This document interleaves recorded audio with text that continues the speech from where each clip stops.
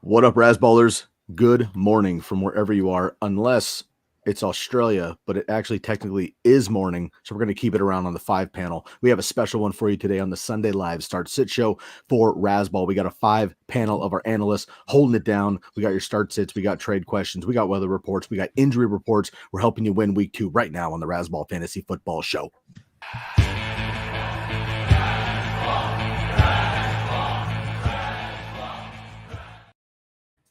Good morning, everybody. I'm your host, Sky Guasco, back after a brief absence. I decided to take my bye week the first week of the season so I could really get things going, watch the rest of the team, know what I have to improve on so I can make sure to carry our dead weight. I'm here and ready to go. We'll be with you the rest of the season.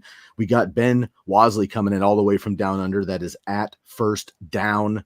We got Bob Lamarco holding it down in the captain's chair as well. That's Bobby Lamarco. We got Derek Favret, Derek_Favret, and of course, the man, the myth, the legend, the 1,000% completion percentage, Matty Styles. That's Styles08. We got the rare 5 panel, folks. I know I always rep during the season that we're going to have a quad box for you on Sunday. We overachieve here at Razzball.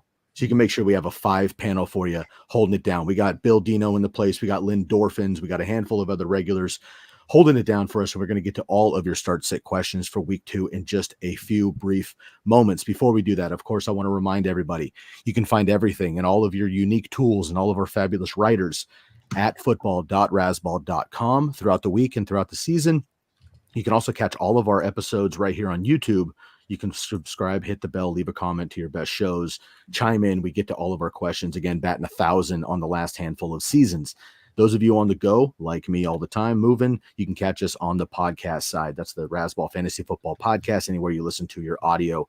And, of course, you can find everything Razzball for football and baseball. Those of you in your championship weeks, you can catch that at Razzball on X and Razzball NFL for football especially. I went to bed at 4 a.m. Pacific time, folks. It is 8:04. I am ready to roll. Ben is at 1 a.m. in Australia. We do not miss here at Razzball, folks. We're ready to go for week 2. Round the horn very quickly. Matty Styles, then Derek, then Bob, then Ben. Quick question, gentlemen. One player you're either needing to help or you're excited to see in week 2, and then we will get to our questions. Matty Styles, good morning. Chris Godwin. Derek. I want to see Ford step up today for the Browns. The old poor man's Nick Chubb. I like it. I want to know if Drake London is actually good and the Falcons passing attack is going to get better with Kirk Cousins. Benny. I want to see if Amari Cooper can get it done with Deshaun Watson like he has with every other terrible quarterback he's had. Ooh, I like that. I'm going to go a homer pick here, and I'm going to go with Jordan Mason for 314 yards today and 6 touchdowns, getting the auto start that he doesn't have to hold behind the vest. Like to see that. Also, shouts out to all my compadres that drafted CMC 101 overall as well. I'm reminiscing a few years ago, maybe a couple decades for the OGs, when Adrian Peterson went 101 and immediately missed the entire season. So feeling pretty good about that. Let's get to our first questions here. Derek, you're on the hot seat, man. Who we got up first? Lynn Dorfins.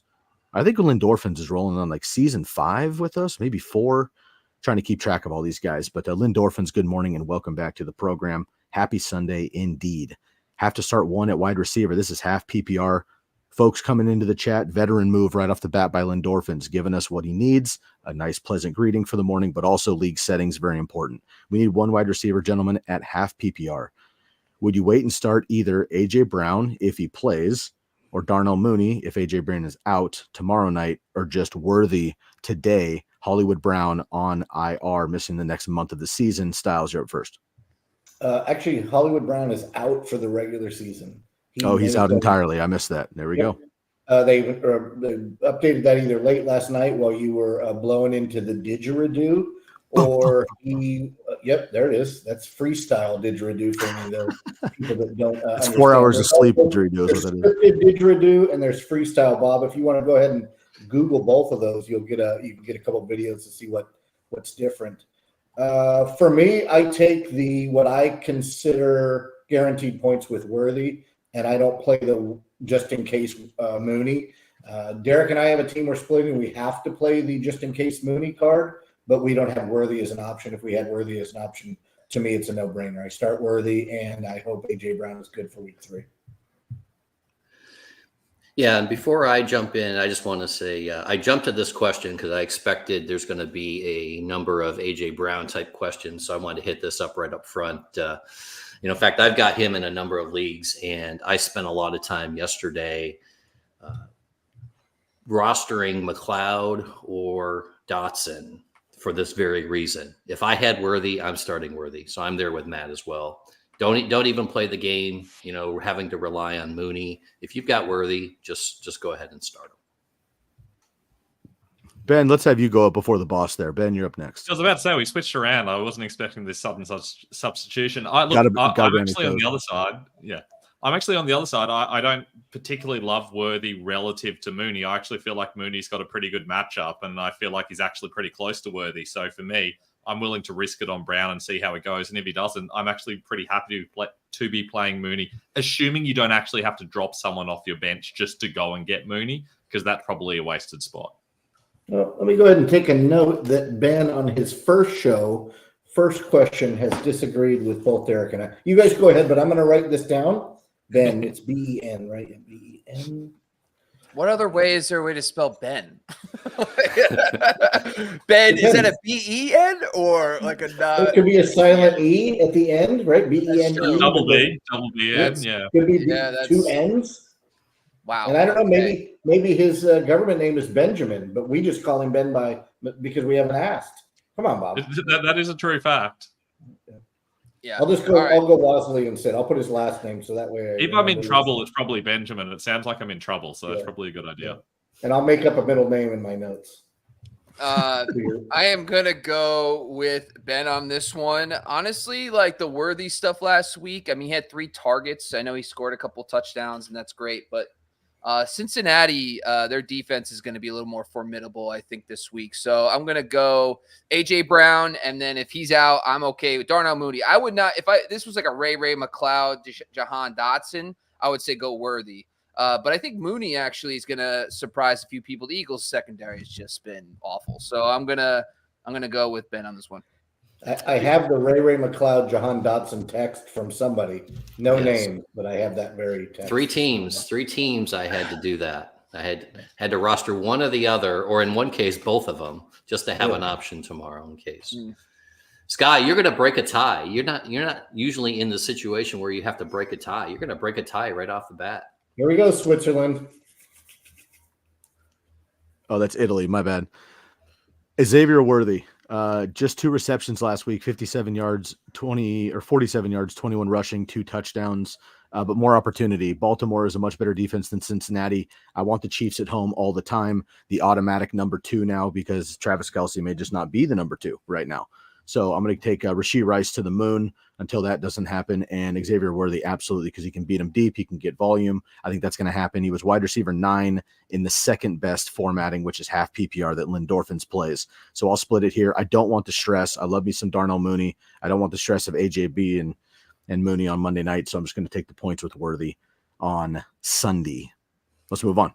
All right, let's go back up to the top. Bill Dino was the first one in. Sorry for just a slight delay there, Bill, but here we've got your question right here. No problem. Bill Dino needs a miracle, which many people probably do, with Tyreek Hill unanimously across the board, the number 1 wide receiver on the week in week 2 because of week 1. And let's all moment of silence and pour one out for our boy Tua. Looking pretty gnarly once again, unfortunately. So however you give blessings in your life, do it for Tua Tagovailoa. Need a miracle for Cook and Tyreek Hill. Which of these guys gets the most goal line touches today? Gus Edwards at the Panthers, Tony Pollard at the Jets, Najee Harris at the Broncos. I'll hang up and listen. Radio fan here for Bill Dino. Styles, you're up first. Yeah, that's terrestrial radio, I believe. Yeah, Bill Dino's an OG. No, he's an OG. Yeah, for sure. I am not playing Pollard at the Jets if I have another option, which he does. It is J.K. Dobbins season until it's not for the Chargers. So by default, I'm going to take Najee with a little bit of a banged up Jaylen Warren at the Broncos. Yeah, for me, I agree in one sense. Pollard is not going to be the play for me. I've got him as my number 28 running back. And although we're focusing on goal line touches in particular, rather than just plays. He's still out for me. I'm looking up as I talk, but I believe even though JK had the much higher workload, Gus had some goal line or red zone touches last week at 3, if I recall correctly. And he's the higher of the two ranked between Gus and Najee. I've got Gus at 22, Najee at 24. So I'm okay with either one of them, but I'm going to go with Gus in Carolina. I think the Chargers come to play, and I think Gus has a little bit more of a workload than we saw last week, including some goal line touches. So give me Gus for this one. I've got them all pretty close. I've got Najee at 23, Pollard at 25, and Gus at 26. I just feel like Najee has a little bit more touch upside there. I feel like he's more secure in the role compared to the other two. Gus, I feel like if he doesn't have the hot hand early, maybe he's just not involved, and that's way too risky. I think Pollard's going to be interesting. The Jets is a really good running back matchup, but so are the Broncos, and so are the Panthers. So you can't go too wrong. I just think Najee's safest. Yes, I agree with the sentiments of the group. I'm actually going to go Najee because he had 20 carries last week. Jalen Warren's coming back from his injury, still kind of getting ramped up a little bit. Broncos can be beat on the ground. I will say this, though. The Jets, their run defense looked pretty bad against Mason last week. So I think Tony Pollard should probably be fine. I think he is a borderline RB2, which makes sense to me. But I think Najee's the safest bet here. Yeah, I totally agree. Is this a 5 panel? Is this the first ever 4-on-5 panel there that everybody agrees with Najee Harris? Derek went Gus. Oh, Derek went Gus. That's unfortunate because J.K. Dobbins is just better, and Harbaugh is going to ride him till the legs falls off. But I get it. We're going to do this, gentlemen. When the 5 panel comes through, it's going to be a full group C. So get your fingers warmed up. It's like jazz hands, but just one. You know what I mean? So get ready to go. I'm going to go Najee Harris as well. You can't challenge Arthur Smith in 20 carries, 70 yards. He's kind of lumbering these days, but he's going to get it done. And if he scores, obviously you're going to get that massive bump. So I think it's going to be okay. And the Steelers and Broncos might have a low-key shootout with not such great defenses these days. So Najee Harris is going to be the guy for me. All right. Travis is up next. Travis Heaps. Good morning. We got a 12-team PPR pick 2 Amari Cooper. I think he played last week. I just don't remember where. Jameson Williams, David Montgomery, and my man J.K. Dobbins. We need pick 2, gentlemen, PPR league in a flex position. Styles? I'm not playing Amari Cooper till I see something not negative from Deshaun Watson. And I'll go off record, right? Offline, nobody's listening except the 48 people that are dialed in right now. I think that the Browns are sick to their stomach right now about that guaranteed deal. I heard on a satellite radio today, Deshaun Watson's dead cap next year. You want to take a stab at what it is? $68 million. $170 million. Did you say dead cap or dead cat? I mean, he is from Ohio. That's wow. No politics, Sky, throw the family Dude, feud. Flag him for this. No. All right, Ben, that's how it goes. So you've got a half a demerit. Derek has a full demerit. Yours is wiped out because Derek's was so egregious. Back to the question. I love Amari Cooper as an NFL and fantasy player. I'm scared to death for Amari Cooper with Deshaun Watson. Now, when we get famous Jameis in there, it's a totally different ball game for me. So right now, as much as I like Montgomery splitting almost 50-50 with Jahmyr Gibbs, this is a PPR. What league do we all play? Solely PPR. Give me sophomore Jameson Williams, right? The guy that's going – he's not really sophomore, but this is his coming out party is this season. So I like Jameson Williams in what I think is going to be a pretty high-scoring Detroit and Tampa game, and give me Dobbins because he's better than Gus. All right, am I out of my timeout, or do I still need to? Well, you can keep with the sarcasm and see where that gets you with Sky. Well, I have plenty of that. But anyway, I'm going with Amari Cooper. I don't love Deshaun either. Today's his birthday too, I think is what I saw. But when we get to Amari, he had 9 targets last week against a pretty solid Dallas secondary. I mean, they go to Jacksonville today, which is very much not a Dallas defense. So he's still getting plenty of work. We're in a PPR. Even if he doesn't get into the end zone, I still like his potential in the PPR to rack up some double-digit points. And for that reason, he is my 21 wide receiver this week. So I'm going to start with Amari Cooper. And then I'm looking at the 2 running backs, and, that Detroit game, and this is going to sound like a broken record, but that Detroit game is the highest scoring game of the week. And we saw Montgomery had plenty of workload. He tends to get in the end zone, whereas Dobbins, okay, he had a lot of workload, but he's got Gus there as well. So I'm going actually Montgomery. I have Montgomery as my running back 15 this week. I like the opportunity he's still getting, and against Tampa in a high-scoring game, I like him to get in the end zone. So give me Amari and give me David Montgomery as my 2. I feel very strongly about Amari this week. He's inside my top 24 and probably should be a little bit higher, honestly. He's gotten it done with far worse quarterbacks than Deshaun Watson, and that is saying something, but we're talking about guys like Jeff Driscoll and Dorian Thompson-Robinson, who probably shouldn't even be in the league or should be playing a different position if you're Jeff Driscoll. So, look, Amari can get it done with Deshaun Watson. He's going to get targets. He's taking on the Jaguars, who last week conceded the second most points to out-wide receivers because the slot versus wide tool is awesome. And for that reason, Amari is well inside for me. He's the easiest pick of this group.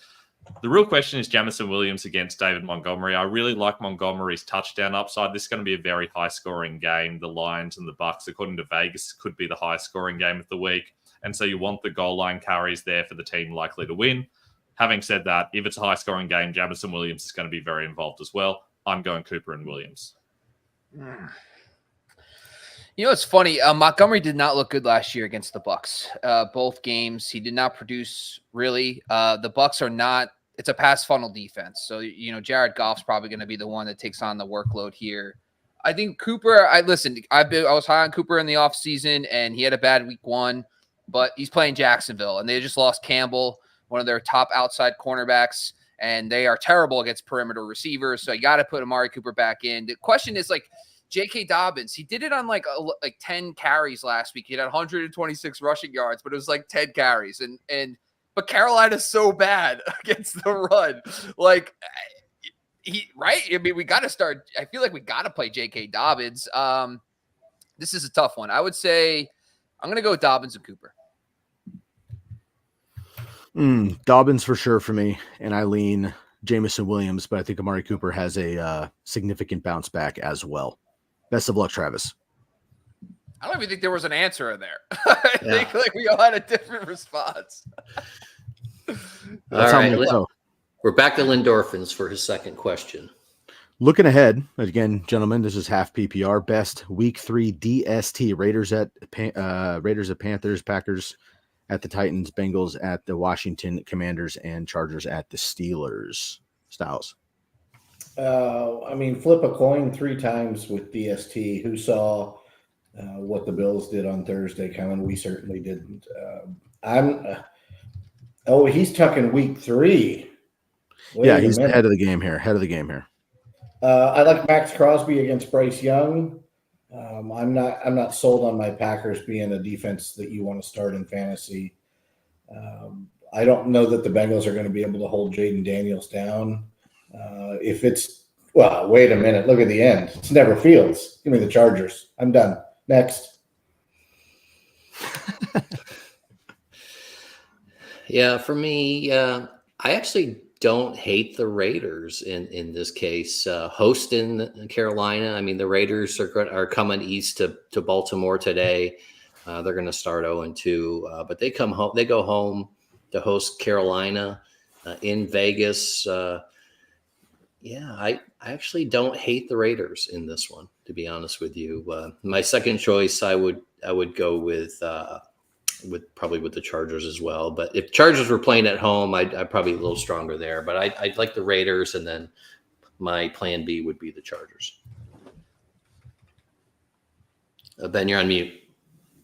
I was too busy coughing.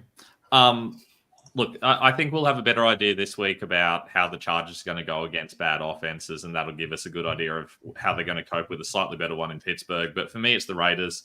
They've got good weapons. It's a really bad matchup. Sorry, a really bad team that they're matched up against. And I feel like, especially at home against Carolina's going to be a team you want to target all season.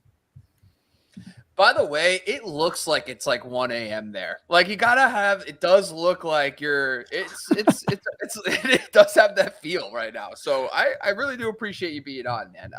Raiders for me. This is Carolina Panthers are just that is fun to watch. So I'm gonna go Raiders.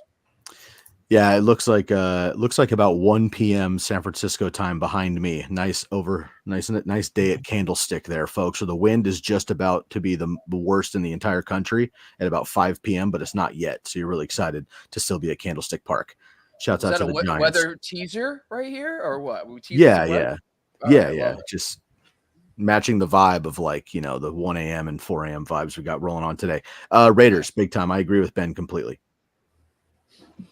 All right. Thanks to Endorphins, giving us props for the show here today. You had a couple questions. Stay with us, Endorphins. If you've got anything else, hit us up.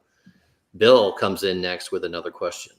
PPR, Olave, DK, McConkey, Styles. Even though Alvin Kamara's over-under for targets is going to be 19 today, I think I'm going to lean on Olave playing catch-up against Dallas. I'm actually benching DK Metcalf against Christian Gonzalez. Shout out to the Ducks. Go Ducks. And the big win, Ducks against Oregon State. By the way, the Civil War is now over. Well, we don't call it the Civil War anymore, Matt. This is 2024, so be careful. I'm sorry. I don't what is it called canceled. now? Wait, what is it called? So far locally, we're sticking with the Platypus Bowl, which is a beaver and a duck put together. But locally in the Pacific Northwest, we're still working on that. I'll get back to you. Also, if we're talking college football, which Bob wants us to do right now, go Cougs. Jesus. Matt, back to you. Yeah, go Cougs. By the way, they just won the Apple Cup and have solidified the Pac-2 championship, which, Guy, you probably know this. It's actually a Pac-12 trophy. Yeah. And the head coach said they're retiring the trophy and they're going to make the Huskies play for a different trophy next year. So we have the final Apple Cup, and it's a Pac-12 championship for the Washington Congratulations State. to you and Ryan Leaf. Thank you. If it doesn't get you jacked up to win the Apple Cup, I mean, talk about just amped up right now. Hey, man, in Washington, it matters. Anyway, back to you, Matt. By the way, there is no R in Washington, but that's okay. Oh, sorry. I'm sitting DK for Ford, and I'm actually sitting A.J. Brown for James Conner. Bob should like that. I don't know that the Chargers are going to have to throw a lot. They're going to throw a little bit because that's what the head coach does. He throws a little bit. So I think I'm going to lean Olave, even though I'm not a huge fan of Olave this season. Doesn't mean he can't have games here or there. So flex PPR, give me Olave. Yeah, I don't like either of the matchups for the first two, Olave and DK. I do like it for McConkey, though. He's probably the alpha at this point as it's looking in the wide receiver room. There for the Chargers, 7 targets last week. He did get into the end zone. Give me McConkey on this one. And I just noticed Palmer is questionable. I don't know to what extent. So, I'm going to switch with I'm going to go McConkey as well with Derek here with the info that Palmer is questionable. So, first flip-flop of the day. But again, we're in political season. So, if the Democratic nominee can it's understood. It's understood. 15 seconds, so can I. But I won't tell you any party affiliation is sponsoring me. So, I am sponsor-free, but willing to listen. Sweet. So firstly, weird over-under that so far we've heard didgeridoo and platypus, and neither of them have come from me. That's very confusing. As for Still this lots question, of time. Yeah. As for this question, so one interesting thing about the Carolina Panthers, and again, shout out to the slot versus wide tool, for whatever reason, the Panthers are absolutely fantastic against slot receivers. They are by far the best in the league, and they have been for 2 seasons against slot receivers. And guess who the Panthers are facing? It's Ladd McConkey. I've got Ladd McConkey outside my top 40. I'm not touching him this week. There is no reason for them to throw the ball at all. And if they are, we know that the Panthers are going to have the middle of the field very, very, very tight. So I'm avoiding McConkey. Don't really love DK Metcalf this week either. I feel like this isn't a great matchup for him for the aforementioned reasons, unduck related. I don't love Chris Olave either, but of the three guys, I feel like they're going to have to throw the ball. The Cowboys is going to score plenty of points, especially now that we know that Marshawn Lattimore's out. I do think that the Cowboys are going to get a lot of points on the board. That means that Saints are going to have to throw more. That means more Olave, more points. So Chris Olave for me, pretty strongly.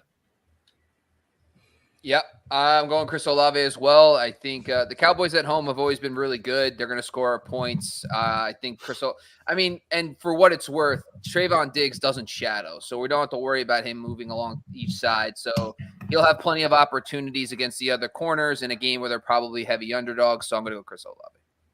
So what I hear from Ben is that he feels Ladd McConkey is the Vegemite of sandwich spreads. So I'm going to flip-flop again. Give me Olave. That's 3 in a row for Olave. Wouldn't be shocked if Derek flip-flops as well. So I'm passing on Vegemite. I'm going with Olave. Jesus. I would agree with that. Vegemite's disgusting. I don't even know what Vegemite is. Just a veggie cream Bob, cheese. get out of your bubble. Yeast extract. I don't know what's going on here. At this point, this whole thing is this is another Sunday morning. This is what we didn't have last week. We were like very structured last week. We actually answered the questions without any madness for the most part. And then I remembered, it wasn't the quad box. So here's where the madness gets. All right, great. Back to you, Sky. I'm going to go Chris Olave here. And I just want to give compliments to Ben for not only showing up at 1 a.m., which we appreciate, but we thought Jefferson was a company man. This guy is just slot versus wide. I mean, it's automatic at this point. So Jefferson, you might need to step it up, my man. Come in for a 6-pack or gonna have to step it up this week. So Ben holding it down. I'm gonna go Chris Olave here as well. 2 targets last week, but he caught both of them. So he's batting 1,000. Let's give him 15 targets, 15 catches this week. We'll see what happens. Moving on. I just want to say one thing too. The home versus road splits and the win versus losses tool has Olave better on the road last year and better in losses. So there you go. Nice job, boss. All right, moving on. Jeff, you're up next. Good morning. Good morning, Jeff. Full PPR. Pick 1, Terry McLaurin, Deontay Johnson, Brian Thomas Jr. Styles. My affinity for Brian Thomas Jr., but I'm going to pass against the Brownies. Deontay Johnson did not look like the Deontay Johnson that I drafted all over the place. Carolina, I want to see what Bryce Young can do before I start him, especially against a defense like the Chargers. So give me McLaurin against possibly the worst team in the history of the 2024 NFL season, the New York Football Giants. Bob, I'm sorry to say that your team is really, really, really not good. So give me McLaurin to get back where he should be. I think Jake Daniels throws a little bit more, maybe runs a little bit less. But right now we're seeing maybe the emergence of the best rookie quarterback in the 2024 class. So I will take McLaurin this week. Speaking of the Giants, Bob, your box is small, but did you redecorate your house? I don't see the Giants jerseys behind you this morning. Taking a break. It's like a superstition thing. I'm taking a break from the Giants. Maybe if they aren't shown, maybe I'm putting too much pressure on the Giants. They're like, oh, he's just showing us around. I do have the Super Bowl ring hoodie on right now, but I didn't want to put too much pressure on it. It's very faded. That one's very faded. Yeah. I'm worn out, and so is the sweatshirt. So it's a lot more prominent than the Cowboys' last one, though. Yeah. Heyo. Okay. All right. Yeah. So all right. So going to this, I go to my ranks on this one. All these guys are relatively close in my ranks as well, within 10 of each other. I've got McLaurin at 36, Thomas at 38, and Deontay at 46.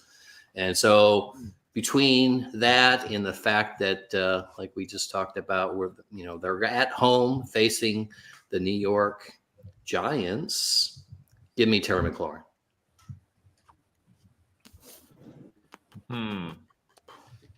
This is one of those weird ones where all I have to really say is ew. Like, I don't want to start any of these guys. This is really ugly, especially in PPR. Terry McLaurin is not the kind of player you want to start, but it's an okay matchup. Deontay Johnson, it's a good matchup, but he's not even running a full set of routes at the moment. He's not an every down player, and that's really awkward. Brian Thomas Jr., I hate this matchup entirely. I'm going to go with McLaurin, but just hold your nose. Yeah, I mean, McLaurin was okay against the Giants last year. He had 5 for 43 and 6 for 90. You know, the 6 for 90 is actually a decent play in PPR formats. I kind of want to see the Panthers offense prove it first before I invest. I'm going to go with Terry McLaurin.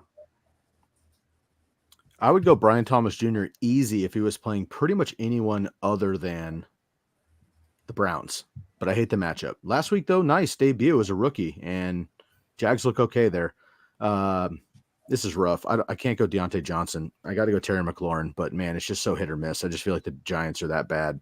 So, Terry McLaurin. Hit the music. The first ever Quintfecta. Yep. And for Bob, we're actually going to go two hands on this one because Bob's extra excited. Where's my thing? There it is. Sorry for the Bob. Man, Bob can't do it just because it's against the Giants. That's okay. I understand, Bob. Well, and Bob got an arthritic condition, so he's young, but he's going down the wrong path right now. We got to get him some meds, and I think all the meds are really legal where he lives. So yeah. Get him a plate of fish tacos, a Pacifico with a lime, and maybe just a little bit of a narcotic, and he'll be good. Man, awesome. Ben, just off the record for a second, then I have a couple house cleaning tips before we get into the second half hour of the show for everybody. Ben, if you're looking for anything you could possibly desire, where Bob lives, which of course will remain undisclosed publicly to our viewers here, but where he lives in proximity to where it is, you could find anything you really wanted to at a good price. So just keep that in mind next time you roll to the States if you want to get a little bit lit fam. And then call Styles, obviously, when you're lit fam, and then you guys can enjoy that. And good news is you don't need a passport or any papers to come over and visit Bob. So there you have it. You good to go. And the food is dank. All right, moving on here. Before we get going here, we have Nicholas in the chat coming up next. Before we do that, I want to welcome everybody coming in here. We're over 60 people live on the Razzball Fantasy Football Show. You can subscribe right here to the podcast. You can, of course, hit that bell. You can leave a comment on all of your if you counter what we're saying, please do that and just leave a quick note as to why, and we'd be happy to take that into consideration. So we're up to all of that banter. You can find us on the podcast when we have podcasts during the show, or during the week, I should say. Razzball Fantasy Football Podcast, anywhere you find your audio, and of course all of our slot versus wide tools, home and away splits, all of the other unique tools available at football.razzball.com, and all of our amazing articles and writers all week long. We're dropping about 10 articles for you people for free on football.razzball.com all week long. So make sure you go check those out, and feel free to go check out most of our rankings as well as part of the ECR crew on Fantasy Pros. You can compare us with your other less favorite analysts across the industry. All right, let's move on here. We got Nicholas coming in. We got McMillan and Dobbs replacing AJB. McMillan and Dobbs replacing AJB, assuming he doesn't play. We went over this earlier. Game time decision on Monday night. Do you want to deal with that? Go ahead, Styles. So my wife has no idea that she has triggered the music household wide. So I'm going to bail while Journey is rocking in my office. I'm going to go ahead and scold her. If you guys want me to leave it off mute so you can hear the scolding and the music, I'll do that. Otherwise, I'll go ahead and mute it.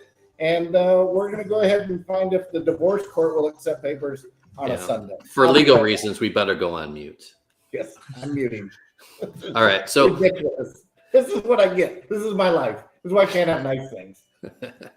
All right. So let's get us back on track here. So Sky mentioned our articles. Well, Jalen McMillan was actually in my DFS article this week. I recommended him as a cheaper play in that game, in the highest scoring game against the Lions. As last week, 1 for 38, but he had a touchdown with that. He had another one where he and Baker just missed connecting on a deep shot down the sideline. So he is the Jameson Williams of the Buccaneers. Going to Detroit, I think I like this play a lot. Again, I recommended him in DFS, and I will recommend him here as well to Nicholas. Give me McMillan. Ben?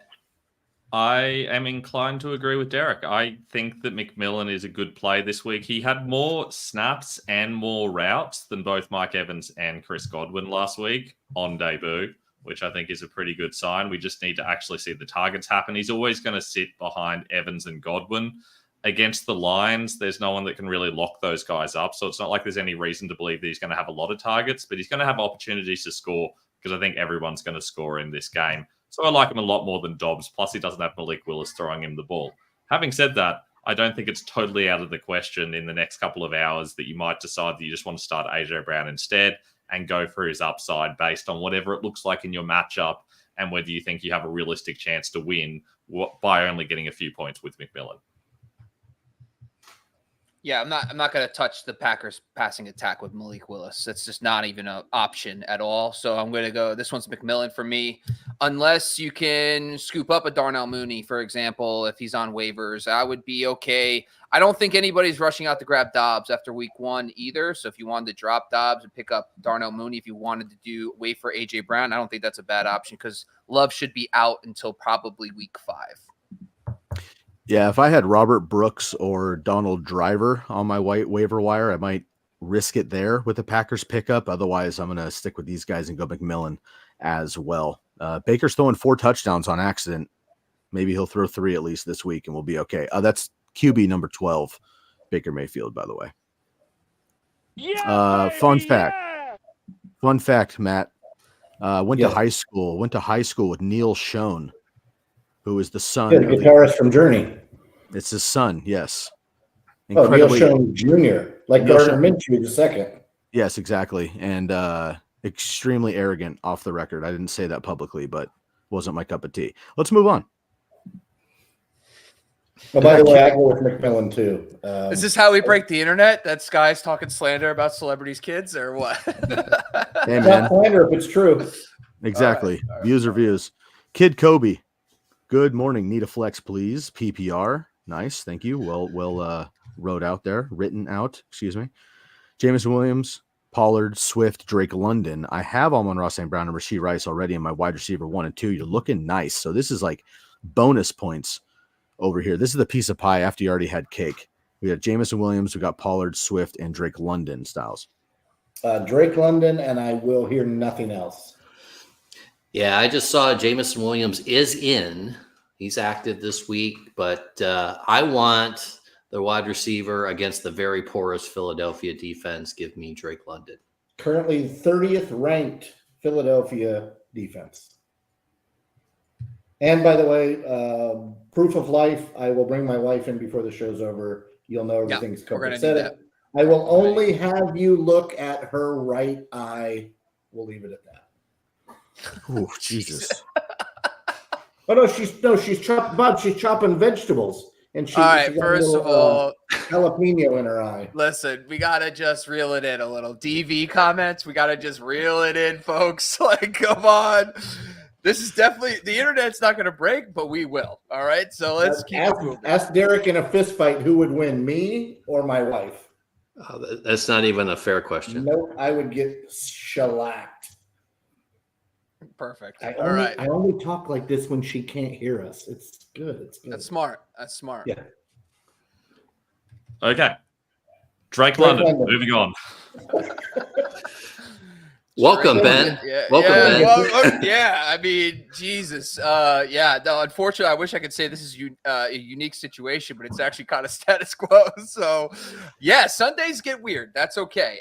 We are going to talk about Drake London now. I am actually okay with Drake London this week. I mean, if he can't do it against the Eagles, for the love of God, then what did we do? So, like, I'm just praying week 1 was an outlier. Atlanta's trying to figure things out. But I do think there is going to be a little bit of a ramp-up period for that Falcons pass offense. A lot of turnover, new OC, new quarterback. But come on, Drake, get it done. Yeah, likewise, Drake London is going to be my choice as well. And Ben, I'm so sorry to just give you the complete array of what America actually is like. It's horrendous, and I'm sorry for that. Let's move on. Epic fail coming in. Epic fails also with we us don't during the week. apologize on this show. All right. Well, I don't take it back. Flex PPR pick 2: Deontay, McLaughlin, Watson, Hubbard, and Tyler Johnson. We got a lot of these are like second flex type dudes, but we got to pick 2 here in a PPR league. Styles.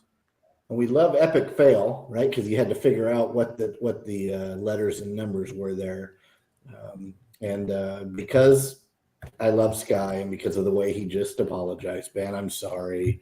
Blah, blah, blah, USA bad. I'm sorry. Blah, blah, blah. All other countries great. So it's a very heartfelt apology from me. You could probably hear it. You felt it, if nothing else. So, Sky, I'm more apologizing to you than I am Ben, but I'm going to apologize to Ben so that you feel it's about Ben because that's how you wanted it. It's really about you, but I won't mention that. Moving on, I think it's DeMarcus Robinson over Tyler Johnson, but Tyler Johnson seemed to get more looks. At least that was the eye test when in the early part of the second half, and then DeMarcus Robinson kind of took over. Chuba's just not getting it done. That's only a 1-week sample. I think he's probably I want to say safe for touches, but I don't know that he's the right play. I'm with Bob. I'm not starting my Packers outside of Jaden Reed, and if you have Josh Jacobs, you probably have to start him because you don't have a lot behind him. I'm not in love with Jaleel McLaughlin, so I'm going to start with Deontay Johnson, even though he has not been good. It is PPR. That's where he's supposed to focus his time and efforts. But no, I can't do that because I want to start Hubbard too. Can I abstain? I can't abstain. This is gross. I think Ben mentioned it earlier, right? This is hold your nose and pick.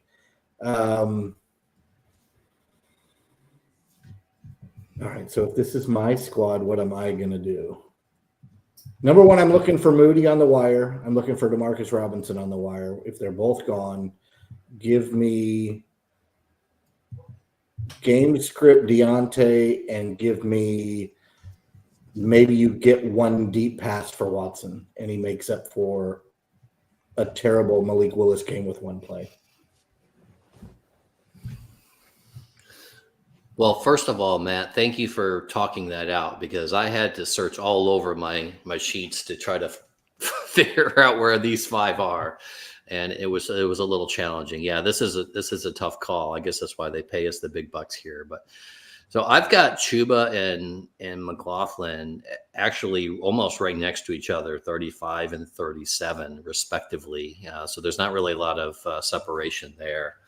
But I do have Tyler Johnson a little ahead of the other 2 with Watson way down in my list. So I'm going to take a shot at Johnson this week. I don't think he is the alpha there. He might not, certainly not the alpha. He might not even be the second option, but they are in Arizona. It is a pretty high, projected to be a high scoring game. They might have to spread that around. So I like the potential there for Johnson. And then I'm also going to go Chuba again, just for potential against the Chargers. I don't love it. I don't love McLaughlin either in the situation he's in, but I like Hubbard's just a little bit better. So give me Johnson and Hubbard in this question. And you're talking Tyler Johnson. Tyler, yes. Yep. I find this really interesting that we're kind of in a situation where there's some terrible players on this roster and we're comparing them to other terrible players and we're like, would I even start McLaughlin in this situation? The question is, if you're not even going to start him in this situation, why is he on your roster? Like any of these guys that you're not starting, you probably should drop for players with more upside because none of these guys particularly have a lot of upside except for maybe Watson. Having said that, in this situation, the Panthers are playing against the Chargers. The Chargers had one of the worst defenses in the league last year. And I know we think that they've improved, but they played against the Raiders, who has one of the worst offenses in the league this year. So I'm not sure we've actually learned that much about them. I feel like potentially the Chargers defense is still going to be pretty average. And for that reason, maybe you just take Deontay and Hubbard and accept the fact that they might score some points. McLaughlin's going to be splitting touches. I don't like that situation. Watson, that passing offense is going to be terrible. Tyler Johnson, you can't trust at all. We don't know what that's going to look like now that they had a week to plan for Puka being out. So I'm going for the 2 Panthers, crazily enough. Yeah, the only thing I would push back on is like a lot of these guys are going to be matchup dependent, right? Like if Julian McLaughlin had an elite matchup this week, he's playing Pittsburgh. I mean, I know Steelers aren't necessarily the greatest run defense, but they shut down Bijan pretty well last week. So I think it's the matchup a little bit here. Watson, there's no shot. I'm not playing him. Malik Willis, like he completes like 4 passes in a game. There's just no shot. I think Tyler Johnson showed a little bit last week. I mean, listen, Demarcus Robinson, we thought it was the number 3, but when Tyler Johnson was on the field and took over that Puka spot, he got the targets, not Demarcus Robinson. So I think Cooper Kupp's obviously going to dominate today, but I actually think Tyler Johnson is a player that I would rather play in that Arizona Rams game in the Dome. So I'm going to go that route there. And then we're expecting the Chargers to win the game. So I just think from a game flow perspective, and last week, Miles Sanders kind of looked a little better, surprisingly, than Chuba Hubbard on the ground, which, by the way, it's like 5 carries apiece. So it's not saying a lot, but I'm going to go Deontay and I'm going to go the Johnsons. Double Johnson me. Give me 2. Double Johnson, like a Bobby 2 Johnsons. Or maybe that's not. All right. That's a little weird. Once again, we're going backwards. We have now broken the internet. There it is. There it is. Somebody timestamp this. I want that timestamped. Oh, that's terrible. He walked out. He wants 2 Johnsons and walks off the show. I mean, that's a mic drop. I'm going to go with Watson and Johnson here. I think they both have the upside. And again, Ben said it great. Basically, if you have these kind of players on your team, you're shooting for upside. Panthers don't have a lot of upside no matter what. The Broncos backfield does just not look good right now. So I'm going to just go by a terrible process of elimination, shoot for upside with Watson and Johnson. Derek, let's move on. All right, here we go.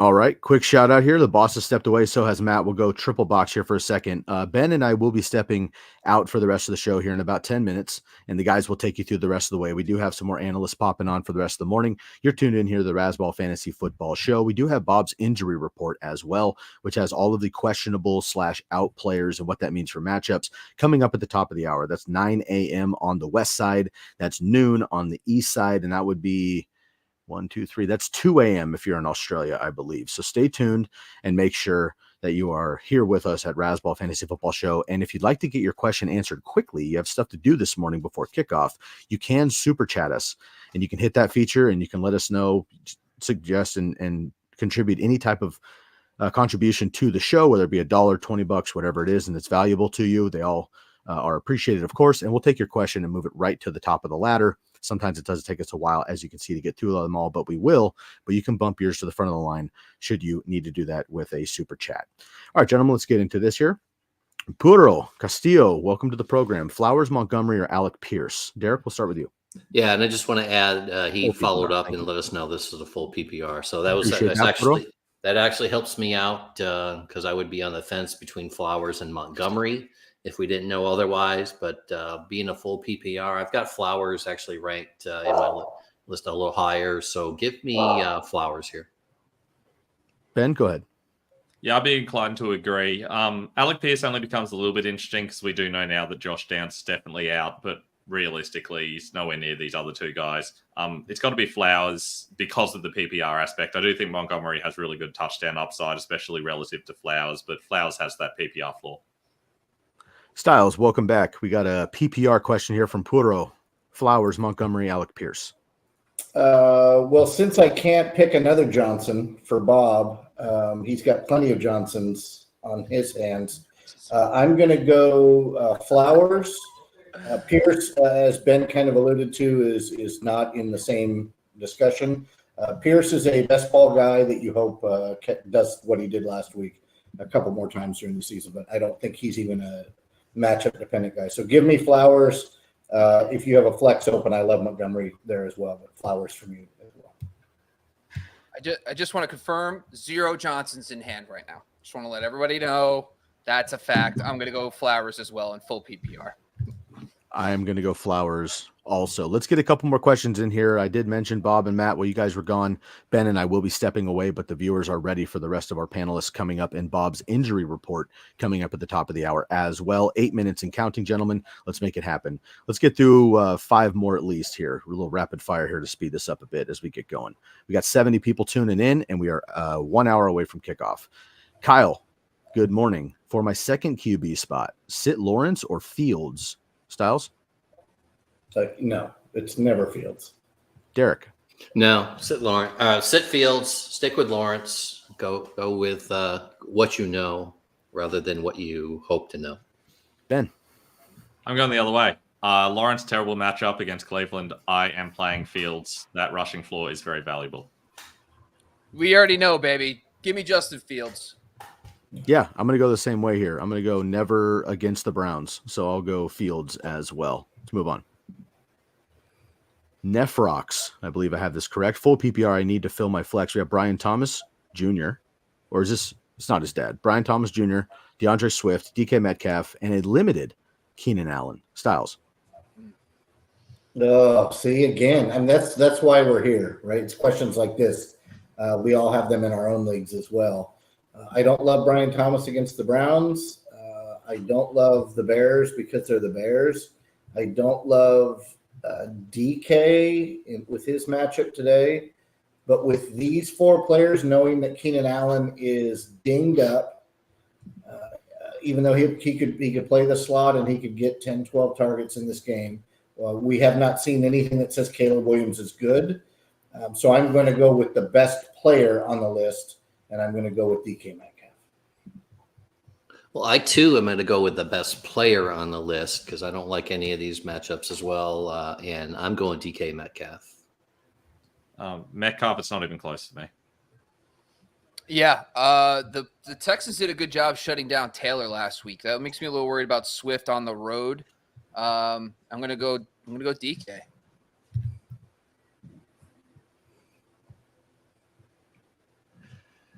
That's a 5-bar, folks. We're going to make that a 5-pack. We need to start calling it a home plate because it's got the 5 points.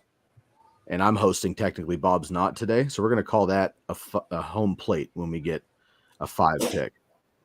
Count it. Boom. Oh, I didn't play? Yeah! Yeah, baby! Yeah! Yeah, baby! Yeah!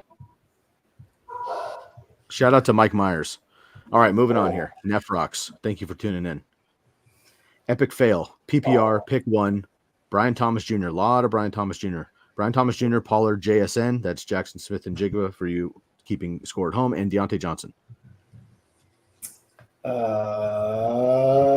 Give me the volume with Pollard, with JSN being possibly 1A.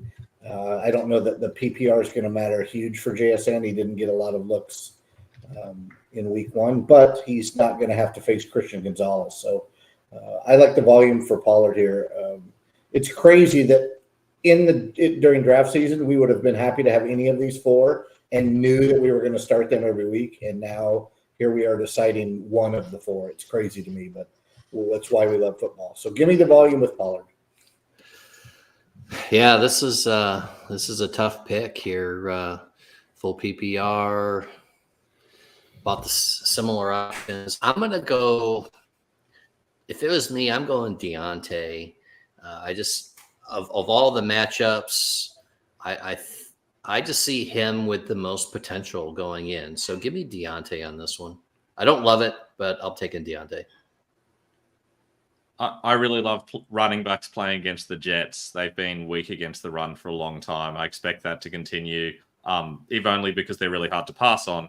So this is really the only way that they have to go. Pollard's clearly the volume play. Got to go with Pollard. Yeah, I don't really – the Titans are home, and Pollard is the lead guy on the ground, and like that's how you beat the Jets. I mean, if you watched Mason last week, they just completely got destroyed by him. So – I'm good with it. I think Pollard is – I'm not actually even fading him. I think he's a solid RB2 this week. 20 opportunities for Tony Pollard, just 8 for Tyjae Spears. It's not close for me, Tony Pollard. Stewie, 858585. DK Metcalf, Ladd McConkey, Najee Harris, DeMarcus Robinson. Pick 2 full PPR. Let's make it quick. Styles. Pick 2 full PPR. I'm going to go DeMarcus, and I'm going to go Najee. Harris and Metcalf for me. Yeah, Metcalf and Harris by a mile. Yep, same. Just for clarity, is that kilometer, Ben? No, that was a legitimate mile. It's further than a kilometer. That's how confident I am. It is. Okay. All right. I just want to it's really early for math, so I was just clarifying. And things get lost in translation. Do you even use what system are you even using down there? We don't even know. So metric. Everybody uses metric. The correct system. Correct system. No, that's not. No, that's always the correct one. The saying wasn't by a mile. You said by a mile, right? You just said it. I just want to go on clarify. It's by a kilometer. Just want to go on record. You said by a mile. So I think the only thing that really matters is which way does the water spin in the toilet. That's the only thing. That's the only thing. The toilet, technically. Yeah, that's the only thing that really matters here. Yeah. Yeah, but don't you have boas and shit in the toilet? We're not going there. I'm sorry. All right, DK Metcalf and Najee Harris. Boas? You think boas? No. Aren't anacondas coming out of your toilets down there? What's the deal? There's the fourth. So we now have didgeridoo, we have platypus, we have Vegemite. Now we have anacondas. You don't have anacondas though. We don't have anacondas in Australia anyway, so that's okay. Maybe Bob meant kangaroo. Well, that's definitely not happening. All right. Speaking of getting chopped.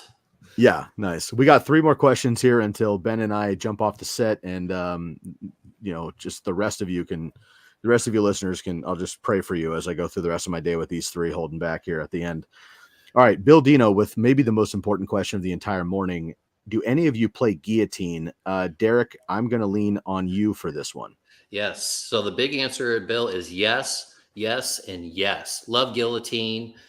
Actually, 3 of us play against each other currently in a guillotine, which is one of us is the defending champ. I want to add. So yes, Bill. And if you want any new participants in the guillotine league, let us know. We love guillotine leagues. Come see us about that.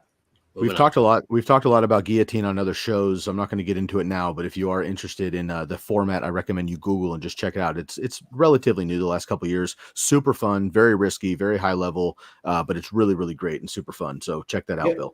And for any of our articles, right, for those of us that do play guillotine, throw us a question on one of the articles. We'll answer it there and give you our scoop on it that way. It's probably too much to cover on a show. It's a great strategy. It's a different strategy than season long. It's a great strategy. You can do a lot of different things that you can't do in a regular league, and it's every week there's excitement and pressure every single week. So definitely recommend it for anyone who wants to take their fantasy game to a new level. This will be the last question for this 5 home plate here. Cosmo has got it for us. Bob's got the injury report coming up next while the rest of us get a water break and Ben and I go back to bed. Cosmo wants to know, good morning. Have Amon-Ra St. Brown and Cooper Kupp in my wide receiver slots. We need to decide between Chris Godwin and Rashee Rice. This is a massive roster, half PPR. Styles will go with you. First of all, I'm jealous. Yeah, huge. Amon-Ra and Cooper Kupp. That's you know what Cosmo could do? Just leave his flex open and still smash the competition. I think these are going to be the number 1 and number 2 wide receivers of the week. Amon-Ra and Cooper Kupp. I wrote about Chris Godwin. I'm going to stick with Chris Godwin. I'm not sure that anybody else is going to agree with me, but I'm not going away from my article and my feeling that him back in the slot, Detroit's ability to get to the quarterback quickly with Aiden Hutchinson, Chris Godwin is going to have a lot of targets today. So give me the first 3 on your list. There is no wrong answer here. You could put all 4 of these in a jar, pull 3 out, and the answer is just as correct as if you did it again and randomized again. Yeah, I agree. I don't think there's really a wrong answer here, and just the fact that if we expect the game script to go the way it is, Baker's going to have to throw. We're in a half PPR. He's thankfully targeting Godwin a lot more than we saw last year. At least that's what it looks like so far. With Evans there as well. And we already talked about, McLaughlin. So yeah, give me Godwin here as well. But if you go Rice, you're not making a mistake by going with Rice either. But give me Godwin. Yeah, oddly, I have this same group of players in the league. I have Jefferson instead of Amon-Ra, so I've looked into this already this week, and Rashee Rice is my wide receiver 9, Chris Godwin is my wide receiver 16, because it's half PPR. For that reason, Rashee Rice is a confident start for me relative to Godwin. Rice for me. Yeah, I'm going to go Rashee Rice as well. I love that upside of the Chiefs offense always, and especially at home. Cosmo, thank you so much. Good morning. We do have another fresh participant heading in the waiting room right now, backstage. Ben and I are going to check out. Ben, have a wonderful rest of your day, my man, down south. I'm going to have the rest of my day and go win a softball championship. Very excited. Best of week 2, excuse me. They got me jumping ahead already. Best of week 2 to everybody. We'll be back with you the rest of this week with me and the boys. Ben and I are going to chop off. Derek and Matt are going to go get a water break and come back with you. Boss, I'm going to leave it off to you, my man, for the injury report, and then we will get Davey up in the next round. Thank you, everybody, for a week 2. Just before you guys jump off, we left off at Cosmo, so we're doing Epic Fail, favorite DST stream is our first question when we get back. All right, Matt? And I hate for Sky to leave now. Look one question below Epic Fail. Look who checked in to say hello to Sky. Oh, Official Savage. Yo, Savage. Good morning. Savage. Oh, man, it's so nice to see you. He was here last week looking for you, Matt, by the way. I wasn't here, man. I missed that guy. Yeah. Bob's got the kicker report for you as well. Unfortunately, in order to give a report, you have to be in the captain's chair. He is back. We are tuning out, folks. We'll catch you next time. Best of week 2, and shout out Jordan Mason. Y'all have a great day. All right, boys. All right, we're going to do a quick breakdown here, folks. Obviously, every 9 o'clock, we do our weekly injury report, break down the key injuries that are going to impact week 1. And by the way, we will talk kickers because God, I love kickers. I'm all in. I'm one of those people that loves kickers. But let's kind of get into this real quick. And I want to get this off screen. And now that's not working. There we go. Jeez. All right. First off, before we even get started, as a reminder, guys, we love doing this every single Sunday for 2 hours. Reminder you, we do partner with Good Sports. It's a charity organization that helps provide sporting equipment to underprivileged communities to help kids play sports. Every 10% of every donation goes to Good Sports. Our goal this year is obviously to provide a really good donation. So if you guys can throw $1 or $2 for your questions, we'll of course get to your questions first and you can skip the line, but 10% will go to a good cause and help us. Honestly, these guys are very expensive. So any little bit helps as well. All right, let's jump into the injury report for this week, folks. And honestly, I did some updating, by the way. I added some team names, keep things nice and simple, real nice. But for today, we're going to be breaking down the key injuries that will impact week 2. Of course, starting at the top, we have the 49ers at the Vikings. Christian McCaffrey is officially out and going to be on IR, out probably till week 6. That means Jordan Mason pretty much is locked in as an RB2. Even on the road against the Vikings, he's probably a must-start player if you have him, picked him up. Jordan Addison is also out this week. Now, they're playing against San Francisco. We kind of saw a similar format with the Jets last week where I don't know if you trust anybody outside of Justin Jefferson. I think it just throws a couple more targets his way. Allen Lazard as the second option did have a big game against 49ers. You're expecting the 49ers to win that football game. I don't know if you're risking a guy with like Jalen Naylor, for example. I would not get cute. Just stick to Justin Jefferson as well. Seahawks, Patriots, the only notable, Kenneth Walker is out. Zach Charbonnet is a pretty solid RB2 this week with Kenneth Walker out.